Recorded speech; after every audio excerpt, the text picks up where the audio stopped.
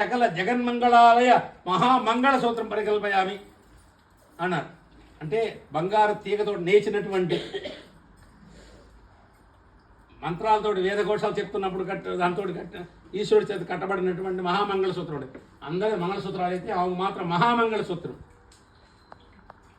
కనక చిత్తాకం కల్పయామి, ప్రత్యేకం కల్పయామి, మహామరకత మహాగత్యం కల్పయామి, ముక్తావళి కల్పయామి, ఏకావళి చన్నవీరం కల్పయామి, కేయూరు చష్టం కల్పయామి, వలయావళి కల్పయామి. వలయావళి ఇంటిది ఇక్కడ వేస్తారు. వలయావళి కల్పయామి పొట్ట పెరగకుండా.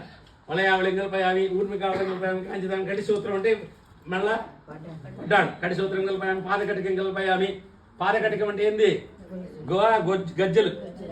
పాదకటం కల్పయామి, రత్నోపరం కల్పయామి, పాదాంగుళీయం కల్పయామి. ప్రతి ముత్తైదు ఖచ్చితంగా వెట్టిలు పెట్టుకోవాలి. వెట్లు పెట్టుకుంటేనే మంచిది, లేకుంటే చాలా మంచిట. పాదాంగుళీయం కల్పయామి, ఏకకరే పాశం కల్పయామి, అన్యకరే అంకుశం కల్పయామి, ఇతరకరే పుండ్రేక్షాపం కల్పయామి, అపరకరే పుష్పబాణం కల్పయామి. శ్రీమన్